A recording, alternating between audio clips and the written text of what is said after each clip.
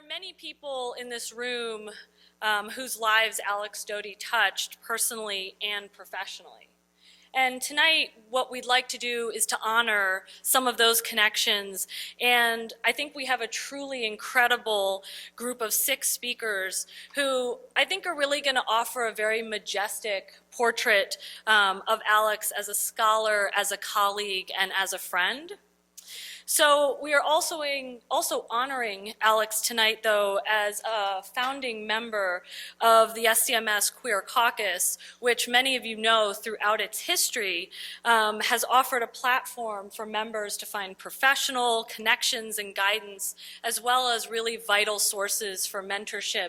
In fact, this year we've renamed the Queer Caucus's mentorship program after Alex in his honor, and it will continue to be called that. As many of you know, Alex devoted his life to revolutionizing the ways that we think about sexuality and media. And although he certainly didn't claim to have invented queer cultural reading as a scholarly practice, he wowed many of us constantly with his brilliance, with his daring, and the very sincere interpretations of the text that he analyzed. With tonight's event, what we really hope to do is to provide a space for celebrating and honoring some of Alex's many contributions to the field of queer media studies. Before we begin, though, I do need to say a few thanks. First, to my caucus co-chair, Patty Ahn, who's sitting up here. I really could never have imagined a better person to share this really important task with. So thank you, and she deserves a round of applause.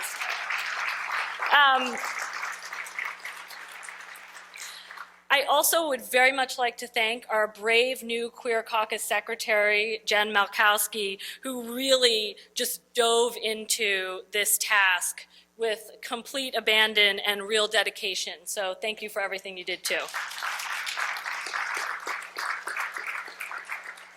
And we will thank them along the way, but I also want to thank our presenters this evening who've come to speak tonight and to give us their perspectives and their insights on Alex as a scholar and colleague and friend. So thanks to them.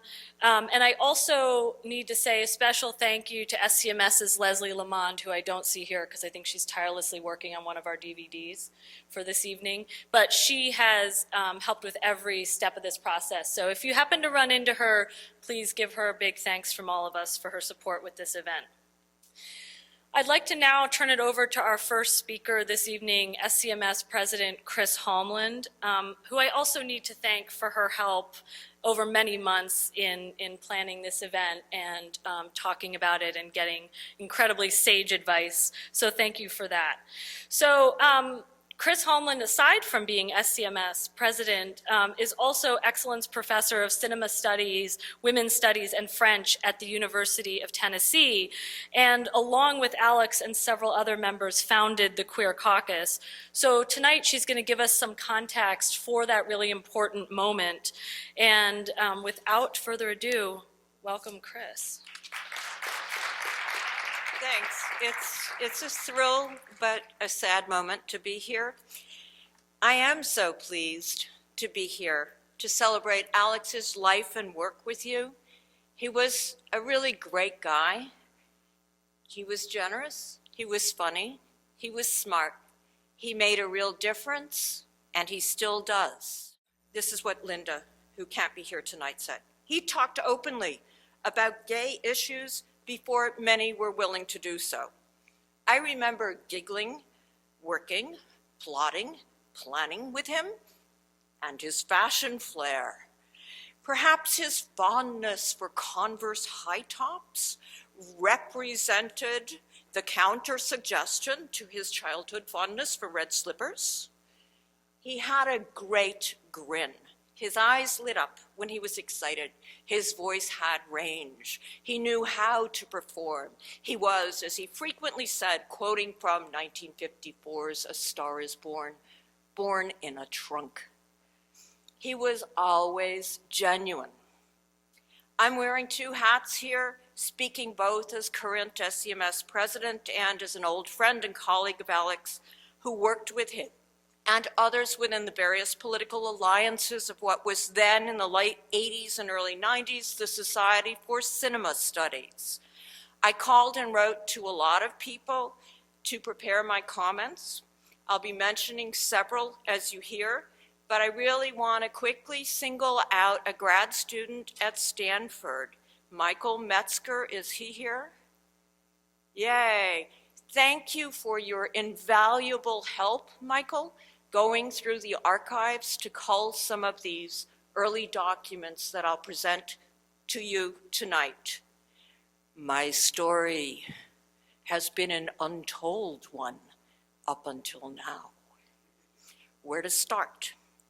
Alex argued in Making Things Perfectly Queer that queers map out the, quote, complex and diverse space of their interactions with mass culture in the intersection of cultural history and personal history, unquote.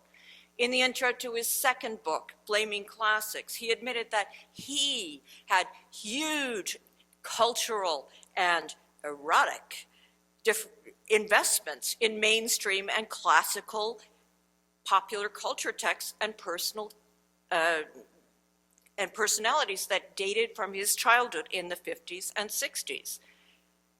After all, he grew up with family TV shows like these, where the family was inevitably white, middle class, nuclear, and the world straight. Now, Alex never got around quite, unfortunately, to unmasking the radical potential of Leave It to Beaver, but he did, as you know, gently manhandle Jack Benny. He was among the first to talk about queer television. Laverne and Shirley, Pee-wee. These TV families of the 60s surely provided him with what he termed bad ideological lessons in Flaming Classics.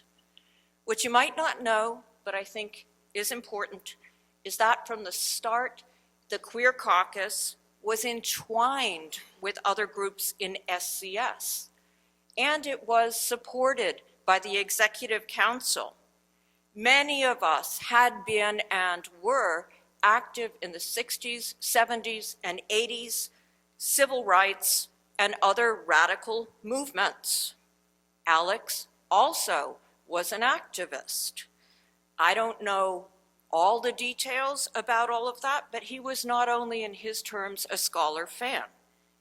His contributions to what we first called the Lesbian and Gay Caucus were invaluable. Ground was laid in 1984.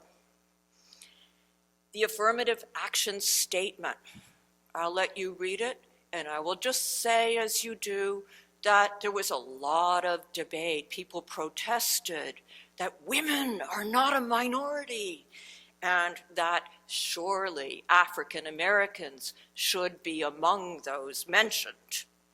It was, however, approved and it kicked things off.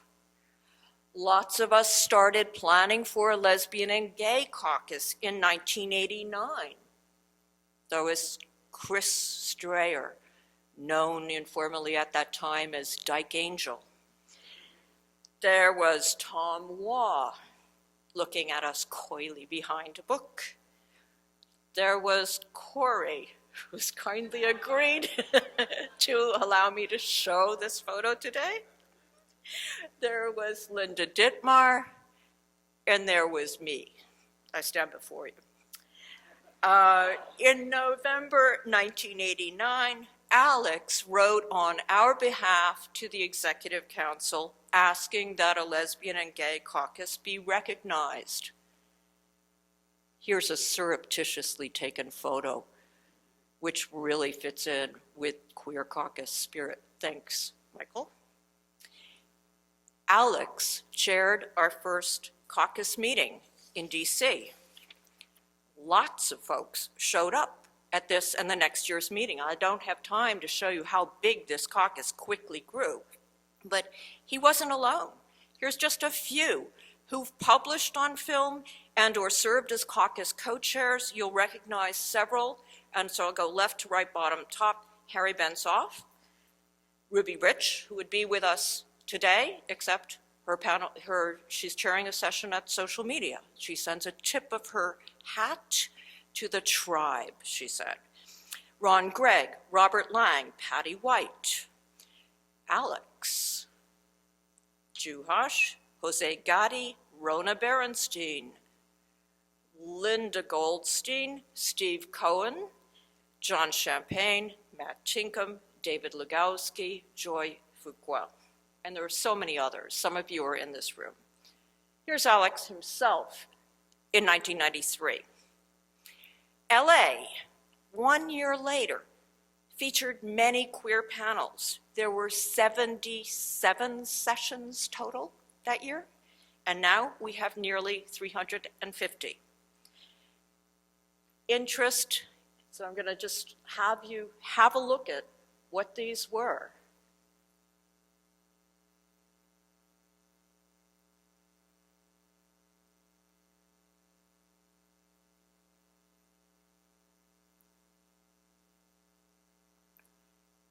This was the year when we had the meeting and the social hour at the same time.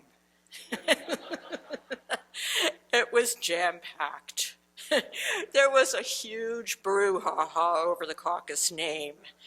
Was queer the most cutting-edge, in-your-face, unifying possibility? Annette Kuhn, early feminist queer scholar from the UK, stood next to me. Not where I come from, mate, she said, sotto voce. She heard queer as a class-linked insult, and she was also pumping for recognition of non-US members.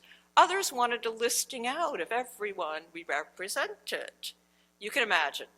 Alex pulled us together to consent, laughingly. What about Friends of Dorothy? He proposed. We cheered, but we accepted a bigger mouthful of a name that we thought was more politically correct: lesbian, gay, bisexual. But meanwhile, Alex's performance, or was it his high tops and his Bermuda shorts, at our 1991 lesbian and gay workshop had been noticed, as were our growing numbers and our flamboyant, fun-loving, and sometimes rebellious attitude. In 1992, Voices from the Margins was the plenary topic that was chosen. Alex was our spokesmodel. His contribution was based on his dramatic reading at the 1991 workshop. He presented a mix of identity coming out possibilities tailored for the classroom. Corinne Gabbard remembers Alex's outfit, as do I. This is Corinne's quote. Alex was wearing an elegant black sports jacket with wide shoulders, a white shirt, a severe, vaguely colorful tie, love your attention to detail, and Bermuda shorts. I remember that the shorts were mustard yellow. I don't know, you may correct me, but use your imagination and, bring Alex into us tonight to be with us from the great outdoors in a tux and whatever color Bermudas you want. A couple of remarks and then I'll close. I really loved that Alex was loudly, proudly, an early male feminist. I love that he dared to speak and write as if a lesbian, and I know many of you in this room felt the same way and feel the same way. What I most take away, however, is how much he thought it important to help younger scholars. Presenting for the first time in 1991, Steve Tropiano, who was then a grad student, found himself floored by a question after his talk by somebody who was going to indict the EC for holding the conference at USC, a wealthy private school, and it had nothing to do with the panels. Alex and you, Corey, kindly moved the discussion to focus on Steve and the co-panelist talks. I want to make a pitch for activism here tonight. Activism is, after all, mostly about solidarity. Outreach and networking are essential. There's lots to do. If you're interested in an unauthorized discussion about HIV/AIDS and media outreach, check out this Under the Radar event on Friday at the book exhibit. I have to put my second hat on and say the first part is opposite the SCMS members' business meeting, so I can't be there, but I do hope that everyone here will manage to attend both events. I also want to plug Girls' Night Out, which next year in Seattle. We're looking already for organizers. This year is full, but there are a few spaces left, and Caitlin Benson-Allett is here. You can go on Facebook, our Facebook page, and try to see if somebody is canceled, or see Caitlin sitting up front and see if we can get you in this year, because the sound of 120 women talking.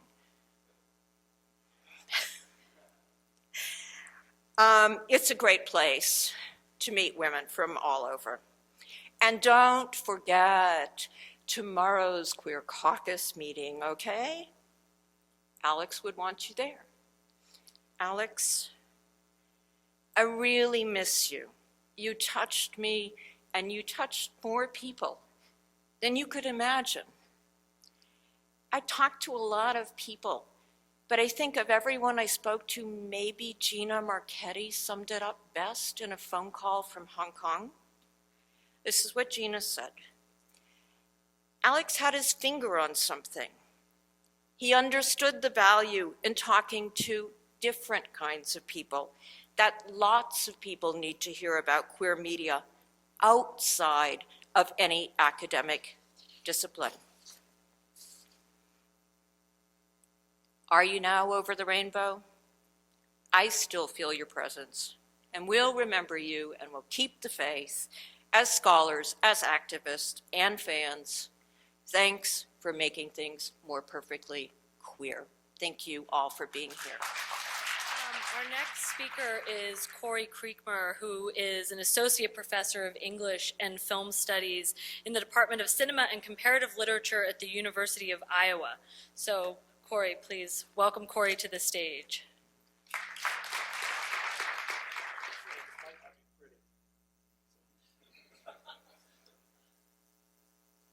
Thank you all for being here.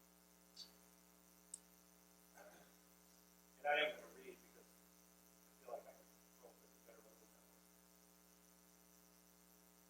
Sorry about the shameless display, but if anyone, if I was going to pull a diva move, we're better than here and now. Though like many of you, I am by trade a professional speaker and writer. Words must clearly fail me when I try to capture or summarize Alex. I'm so glad to be surrounded by people who knew and loved him, and who can at least nod with recognition at even my insufficient attempts to evoke his presence as I mourn his irreplaceable absence. In trying to assess this deep loss in the past months, I've realized that in some sense I hardly think of Alex as a person as much as an event. Can any of you recall Alex when he was silent or still?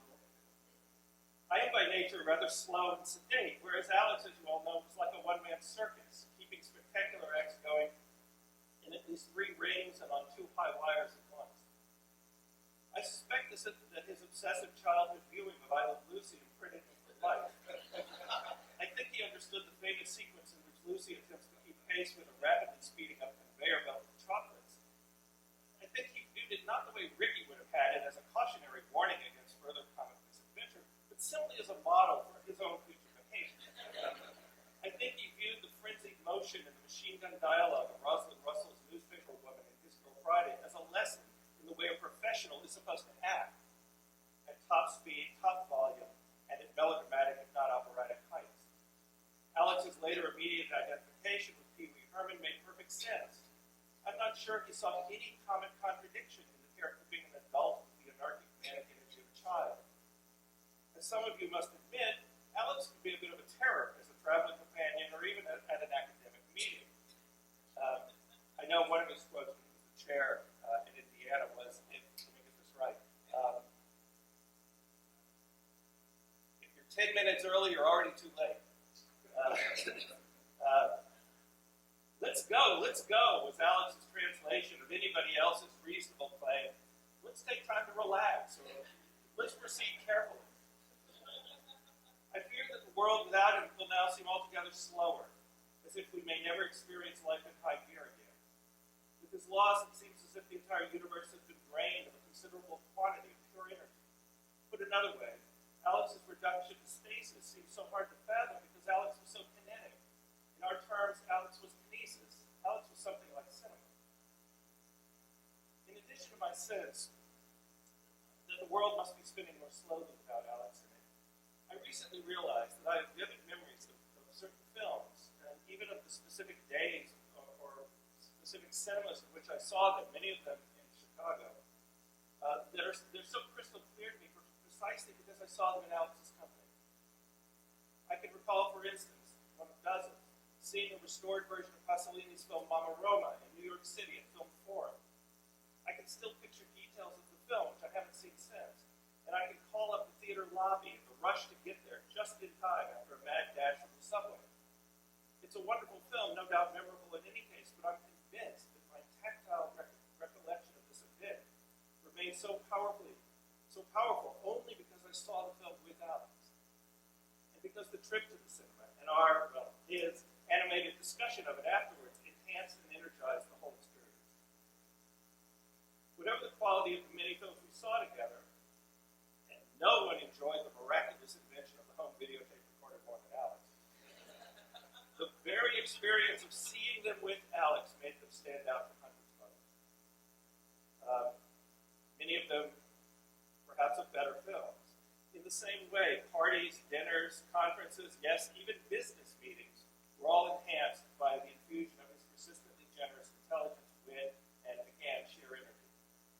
I know many of you have equally strong memories of a theater performance or a concert or a museum visit or just a cup of coffee or an otherwise ordinary walk or a hike that's embraced as one of your favorite experiences because it took place in this company.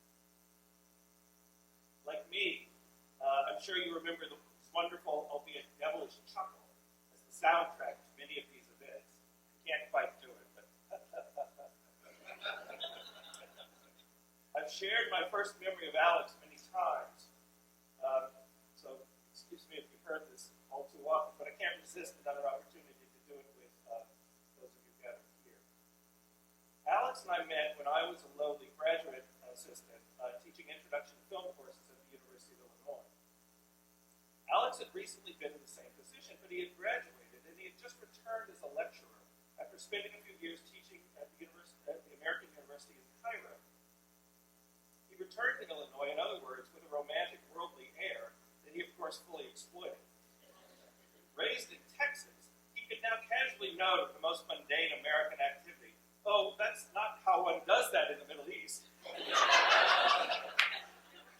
He was therefore kind of a peer, but an elevated one, who had finished his degree and not just taught professionally, but out in the world, the big world.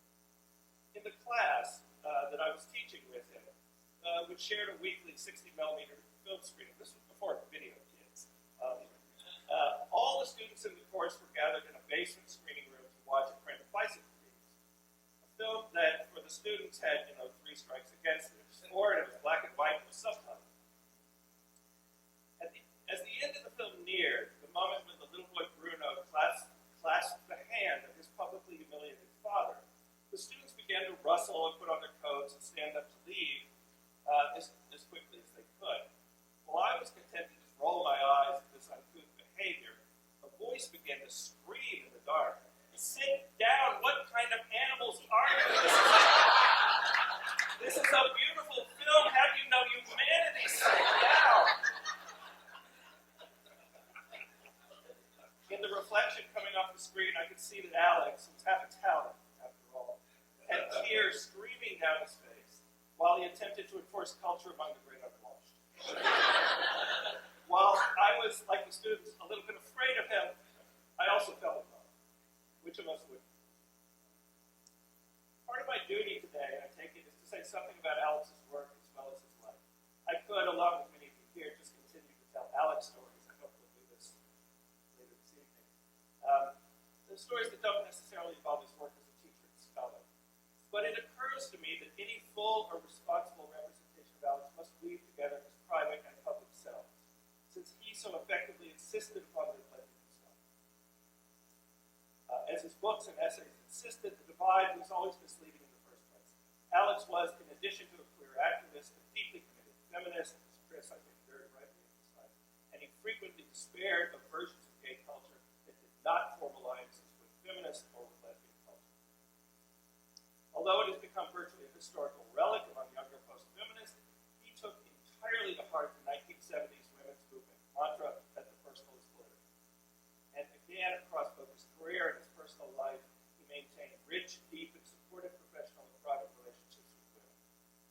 While he was aware that he might fulfill a certain stereotype, the gay male fringe, who was virtually one of the girls for straight girls, his affection and his respect for women consistently overrode that hesitation.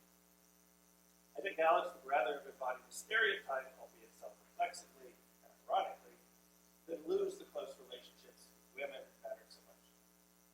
In any case, he's one of the few gay critics who devoted a good deal of his thought to imagining how many of the texts of mainstream mass culture might serve lesbians or, as he so generously allowed, queer straight people. In order to attempt to celebrate the rich, intertwining balance of life and his work, I'd like to emphasize a specific quality that I think defines both: courage. For Alex, the ritual of coming out was social, cultural, and communal, extending far beyond the circle of his family, close friends, and employers. For Alex, the supposedly personal decision to come out as gay established his professional persona as well.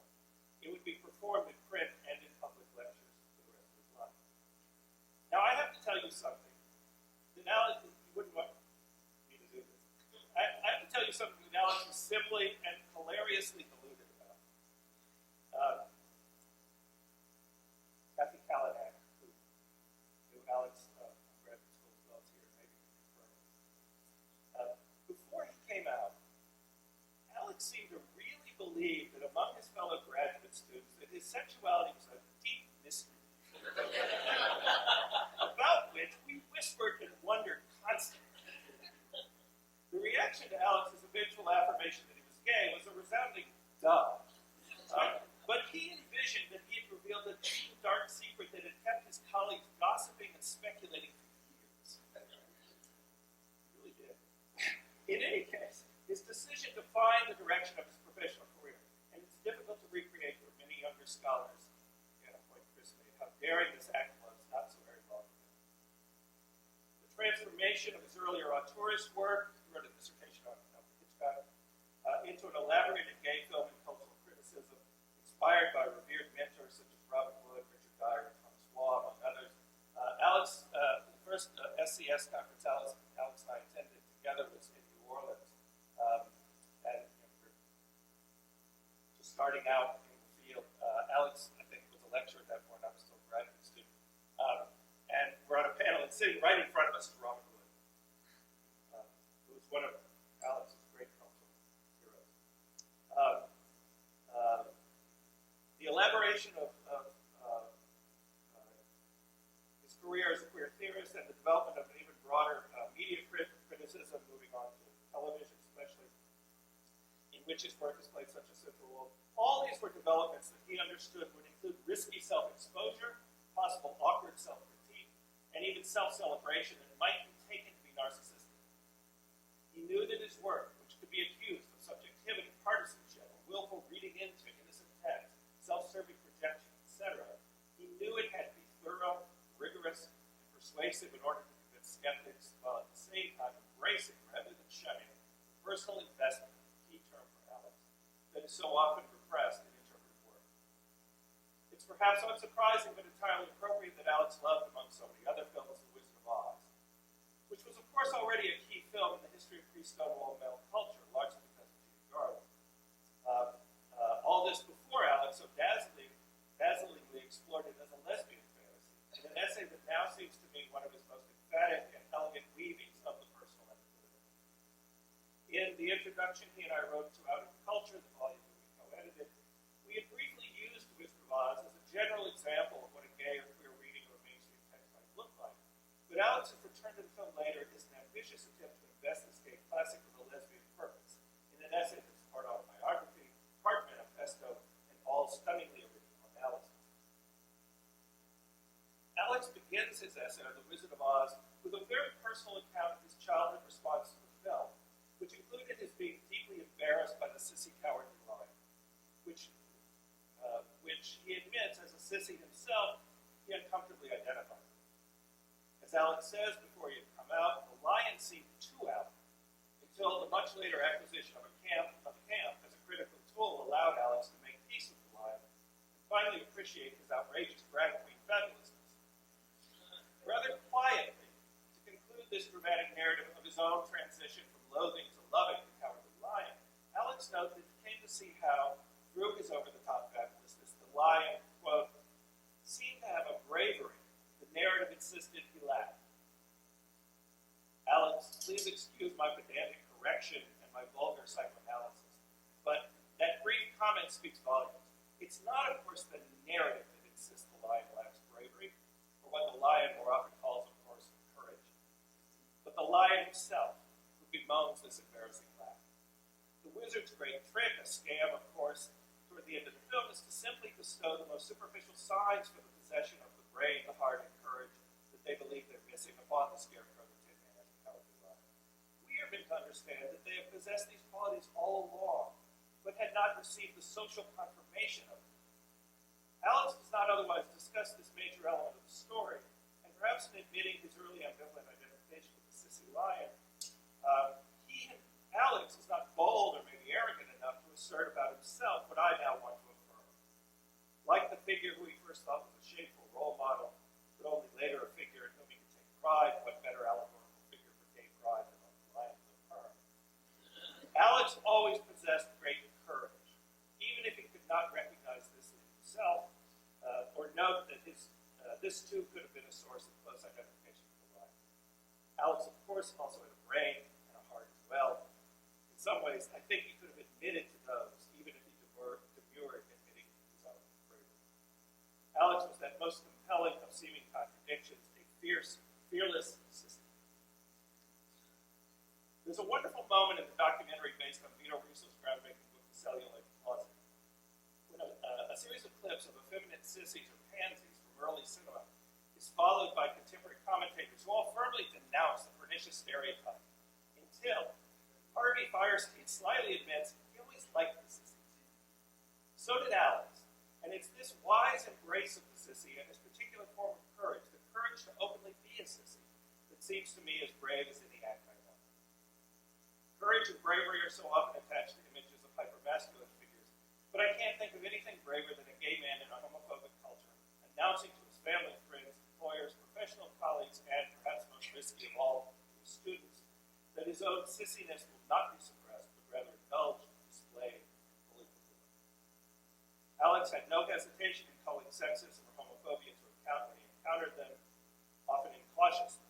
I recall once walking with Alex in New Orleans, a few years ago, of all places for this to happen, when a car of young men drove by and they yelled out the window, "Bags!" Never one to look the other way, Alex yelled with as much dripping disdain as he could put into the word, "Heteros!" That somehow seemed a much worse insult than straights. To conclude, I know I should try to offer words of consolation. We have Alex's wonderful work, after all, to return to, and of course we have the vivid memories I know that we all share. But I can't convince myself that his loss is anything but devastating.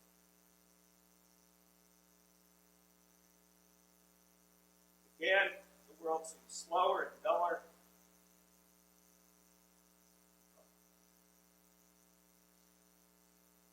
Drained of energy without it. One of the great highlights of each year's SCMS Conference, seeing Alex, is taken away from us. Still, I do take comfort in the recognition so evident here today, and in the many messages that I've seen about his impact on so many, especially younger scholars, in the time since we all heard the Charlie first. I want to offer on his behalf my deep admiration, appreciation, and love that I know is shared by so many. The next three speakers are going to address the ways in which Alex's scholarship has influenced their own work, as well as the field of queer media studies more generally. So we're going to start that with Cara Keeling, who is an associate professor of critical studies at USC's School of Cinematic Arts, and also of African American Studies in the Department of American Studies and Ethnicity. So please welcome Cara.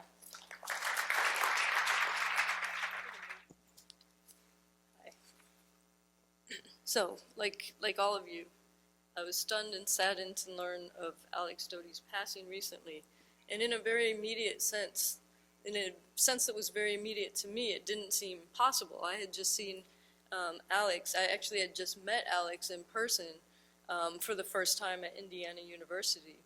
And a week or two before he died, we were in email contact with each other indirectly through another person. I remember at the time that when I saw that Alex Doty also was involved in what this person was arranging for us to do, I smiled to myself because I was pleased that we were working on the same thing. And though I didn't know him personally very well, I remember him fondly as a big and kind presence.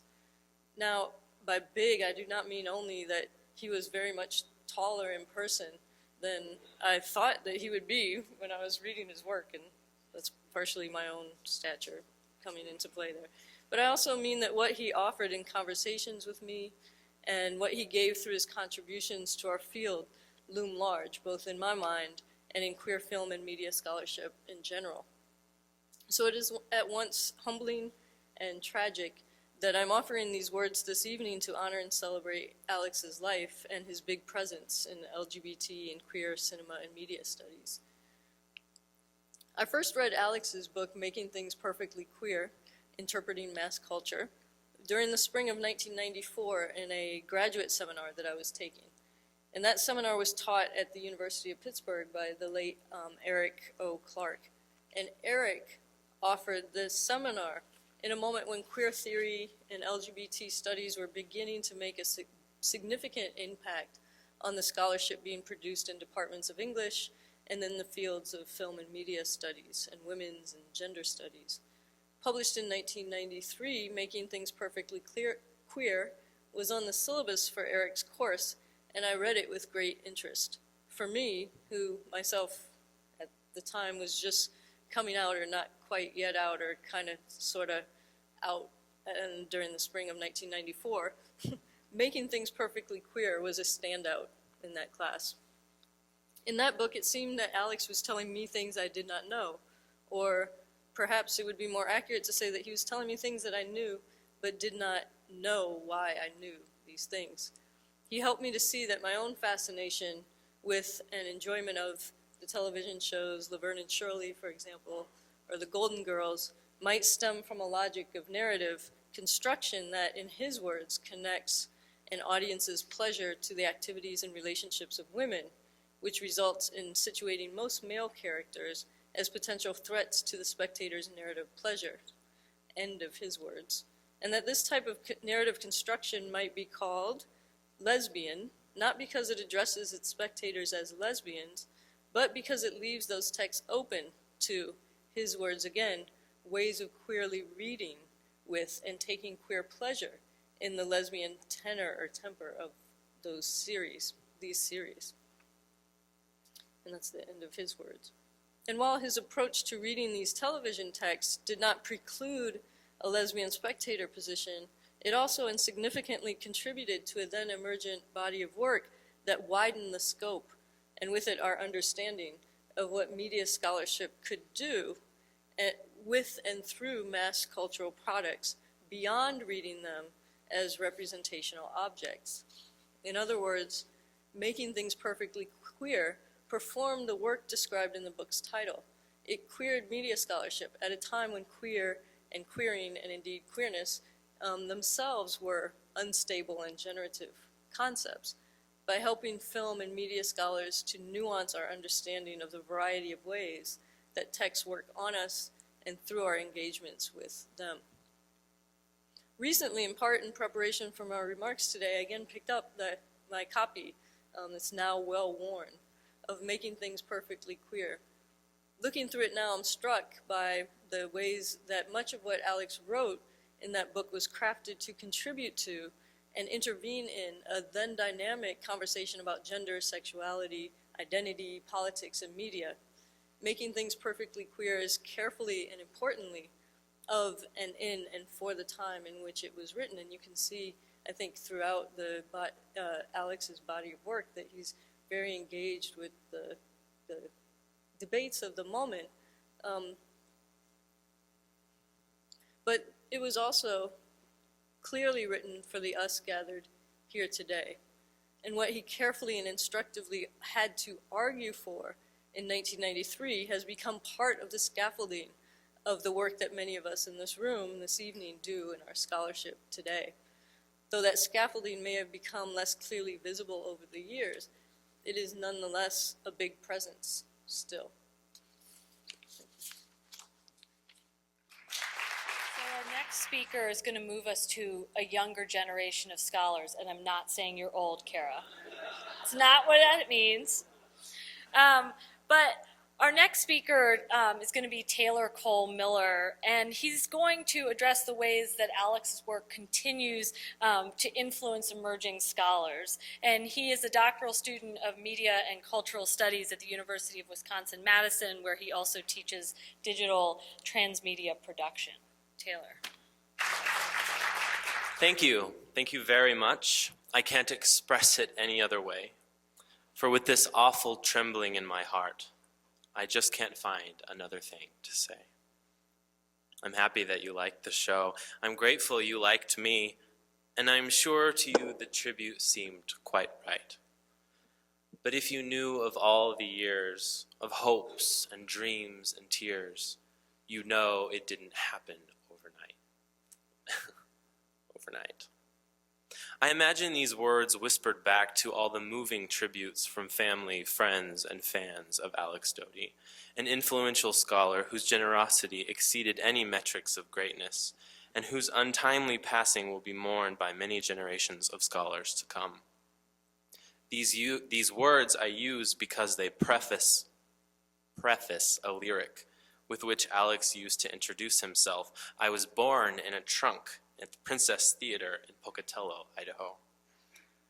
But I also use them here because they were first uttered by one of Alex's own early inspirations. Judy Garland, in the same number in the same film, A Star is Born, which just so happened to be the year in which Alex was born. That was the witch.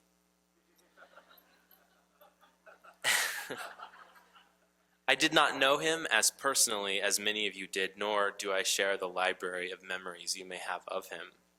But I'm honored to stand before you today and tell you how Alex has inspired my own life and my own work as a young academic and a new teacher, to give you a sense of how he lives and will continue to live on long after our time.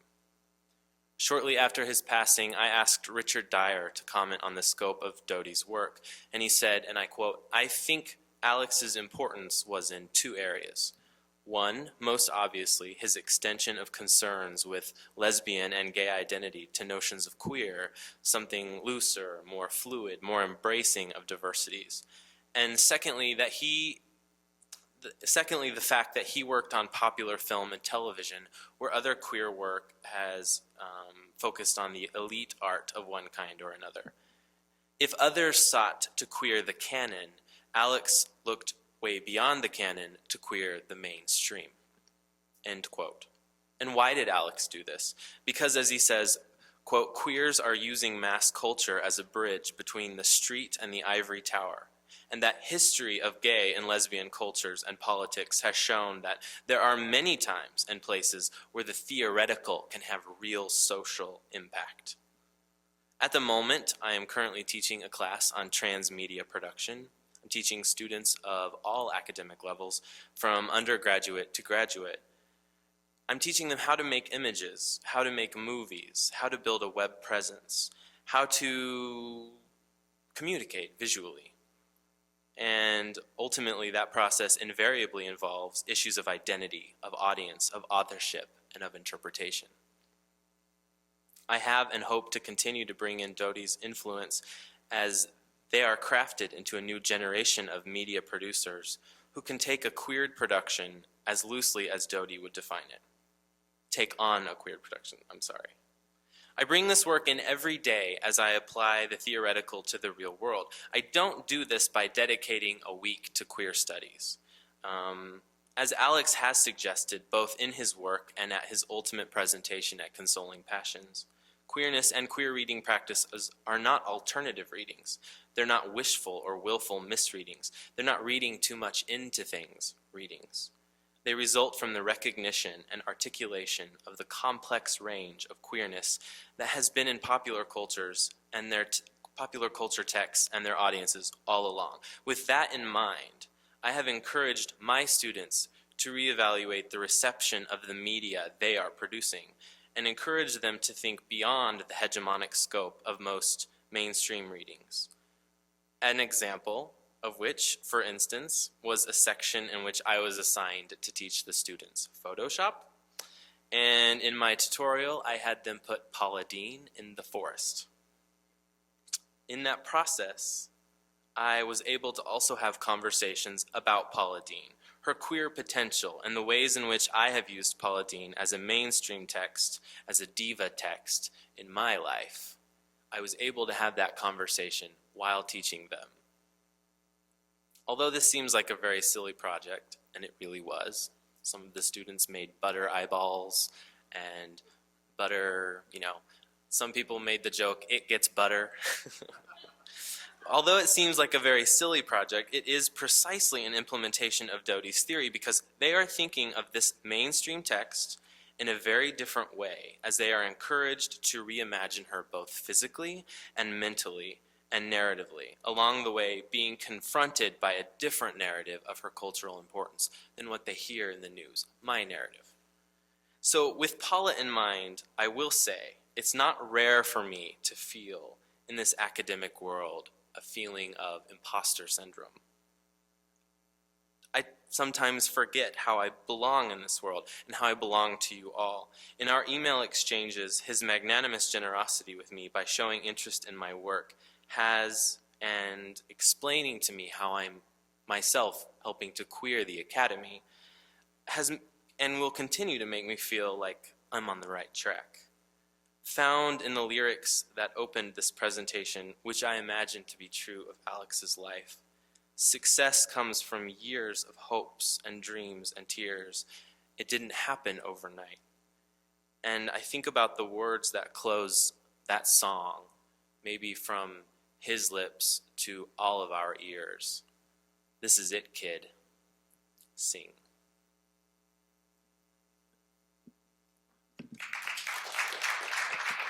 So Taylor started talking a bit about teaching, and that's something that our next speaker, Sarah Siywell, is going to talk about in addition to the ways that Alex's work influences her own.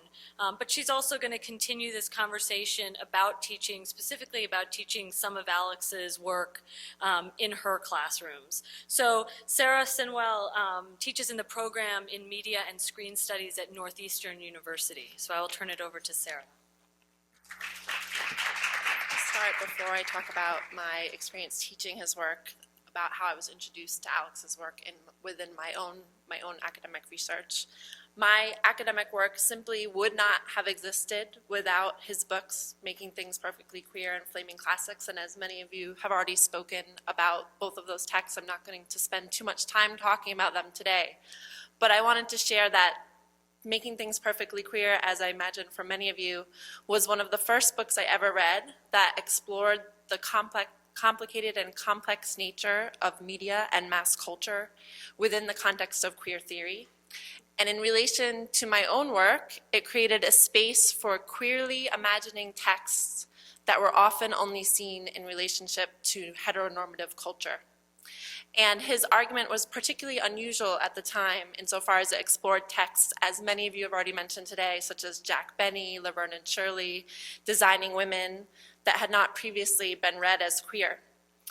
In his work, Doty created a flexible space for queerness and queering texts that seemed to be non-queer, and provided a place for queerly positioning both viewers and texts.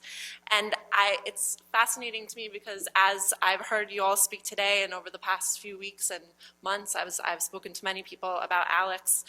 Everyone, it seems to me, goes to this quote that Taylor already suggested here about this whole concept of queer readings as not alternative, not wishful thinking, not reading into things too much, and this possibility for thinking about queerness in a range of possibilities and in the idea that they were already there in culture and in audiences. And as I spoke to many of my colleagues before this presentation today, we spoke about how much this quotation meant to us and how many of us have used it in our own work and thinking about our own selves and our own positions within culture. So finding queerness in these seemingly non-queer spaces like The Wizard of Oz and Laverne and Shirley became a way for me to negotiate a place for my own work within queer and feminist media studies. His understanding of queerness as something other than simply lesbian, gay, or bisexual enabled me to envision queerness in seemingly heteronormative spaces. And his idea that basically heterocentric texts can contain queer elements and basically heterosexual straight identifying people can experience queer moments enabled me to think about the possibilities for resistance, openness, and these possibilities that maybe others might not consider queer at all. In my classroom, I've had the opportunity to teach his Flow article about the 2009-2010 Emmys, focused on Glee and Modern Family, as well as the chapter from Flaming Classics on The Wizard of Oz as lesbian fantasy that also many of you have mentioned today. And I believe the read of this film of The Wizard of Oz is a read my students will never forget. I think for the rest of their lives, they will never be able to think about The Wizard of Oz the same way, nor have I. I found that these texts are essential to my students' understanding of both television and film as media institutions, as well as their political and queer implications. And in my experience, whereas students are often open to the queer representations of Glee or Modern Family, they tend to be much less open to queer readings of seemingly straight texts like The Wizard of Oz.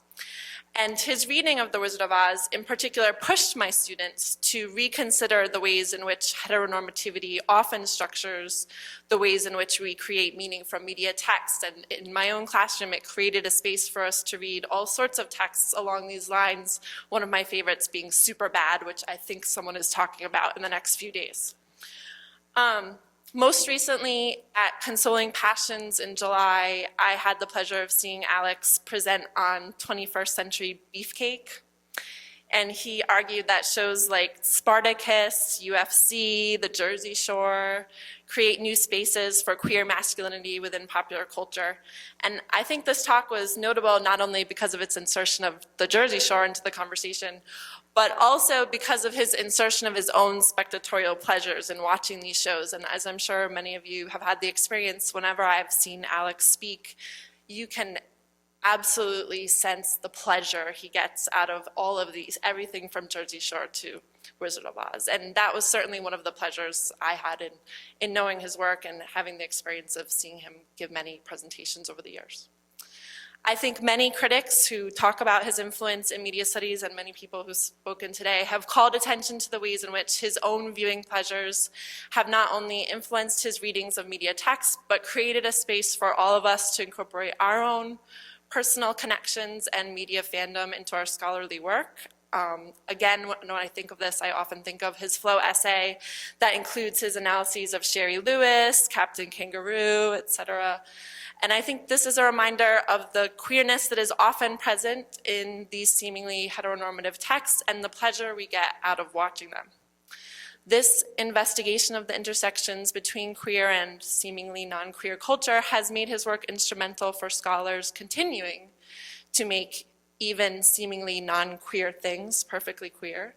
And I believe his scholarly legacy continues in all those works that integrate the personal and the political, the straight and the queer, the text and the audience. And I look forward to critiques that will continue to be created with his perfectly queer theorization of media studies in mind. So our final speaker tonight is Sean Griffin, and he is an associate professor and chair of the Division of Film and Media Arts at Southern Methodist University, and he's going to speak to us tonight with some thoughts on mentorship and friendship, and he's going to end with a special performance. So here's Sean. Hi. I'm going to be probably kind of fast because Alex would probably be sort of like, when are we getting to the bar at this point? But that kind of is what I want to talk about. When I first encountered Alex, I encountered him as a concept, like many of you in terms of reading him at USC when no one was teaching queer theory, and so all of us little queer kids were sort of like gobbling up books on our own and reading stuff. And what stood out was that, there was tons of just grabbing everything and reading it, of you name it, history of sexuality, gender trouble, between men. And the one thing that stood out about Alex is, unlike Judith Butler or Eve Sedgwick, whatever, Alex was fun. You could, he was as complex and as difficult, but sort of like, they were all intimidating. Alex was inviting, like, come on, let's play, this is fun. You got that in the way he wrote. Okay? That there was this sort of sense of, come with me, and not sort of like, I'm leading, but, let's all enjoy this together. When I finally met Alex in person, that was at an SCMS. And I was sort of invited to join in the fun by being shoved into the deep end of the pool. My first SCMS, I went to my first Queer Caucus camp meeting, and by the end of the meeting, I was a co-chair. I'm like, and Alex had, graciously been sort of like, no, it'll be okay, whatever, and introduced himself and offered mentorship towards that. That one of the things that, consistently comes out, I'm not going to rehearse everybody else's great anecdotes about, or examinations of his literature, but one of the things that I think has come out across a lot of the comments has been that somehow he was able to balance this sort of real celebration of camaraderie, okay, with simultaneously this incredible valuation of the diva, of the singular and the group, and seeing that the diva was also often this sort of, yes, I'm fabulous, but it's not everybody get out of the way because I'm fabulous. It's I'm fabulous and you're all, going to come with me. And, to me, the greatest divas do that, whether it's Judy Garland or Lady Gaga. So I think, not that I consider myself one of Alex's monsters, that I want to, right before coming to this thing, whoops, come on, move. David Legowski, shoot, I'm not finding it. Hang on here. There it is. David Legowski sent an email out to a bunch of people, and some of you may have received it, and so I want to use this opportunity to do this. He wasn't able to be here tonight, and it fits perfectly into what I wanted to say. Glasses,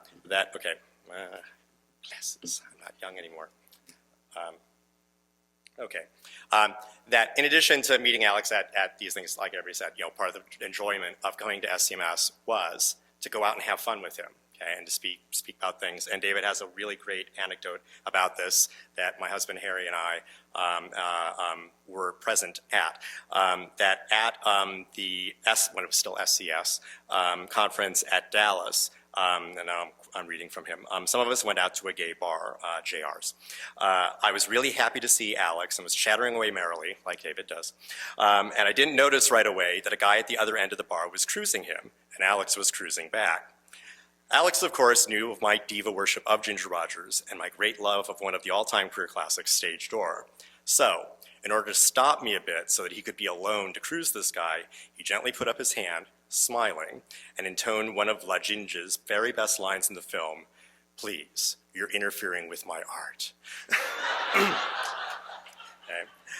And it's both the sort of like the enjoyment of sharing, I know you're going to understand this and you're going to love this and you're going to have fun, but you're also going to go away so I can try and pick up this guy. Both sort of like, the sense of camaraderie and a total great diva moment at the same time. That Alex the person, so I moved from Alex as a concept to Alex as an actual person, and I like to think that Alex is remaining as a concept, even though we've lost him as a person.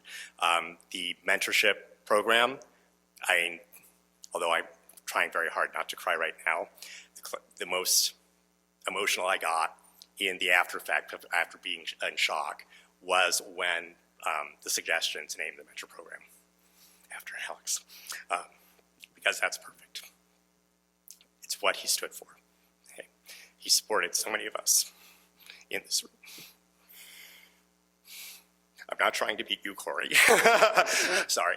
And I think that that's what we all should try to embody from him, is the way he welcomed everybody, okay, and wanted to share the fun. Okay. So as part of that, okay, it's camaraderie, but it's me being a diva right now. I'm going to step away from the microphone to do this because I don't think I can handle it doing here. He talked about, I was not present at this, but at one point when we were meeting, he was talking about, he had, and some of you may have been part of this, I don't know, when he was teaching at Lehigh, he had a group of friends that would get together on a somewhat regular basis for just a movie clip night to share, so like, oh, here's the topic, bring your favorite movie clip to share things, and he was talking about, because he knows I love musicals, that one night was bring just your favorite song from a movie, and comparing sort of like oh, wow, the way Debbie Reynolds sings Tammy is actually sweet, you know, and various things like that. So, I'm going to share a song that's one of my favorites that I think sort of embodies kind of what I feel about Alex, and hopefully I can get through. Oh, darling, I'm so blue without you. I think about you the livelong day. When they ask me if I'm lonely, then I have only this to say. You'll never know just how much I miss you. You'll never know just how much I care. And if I tried, I still couldn't hide my love for you. You ought to know, for haven't I told you so? A million or more times. You went away, and my heart went with you.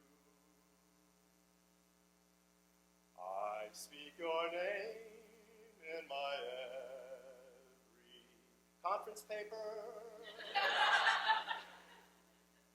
If there is some other way to prove that I love you, I swear I don't know how. You'll never know if you don't know now. God bless you, Alex.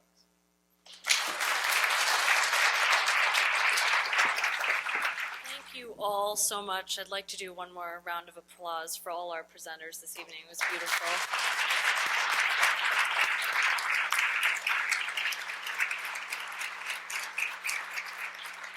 So now, as I think Alex would want us to do, please go drink, eat, and please enjoy the cards, and please take with you one of the little packets of the letterpress cards as a little keepsake. Thank you.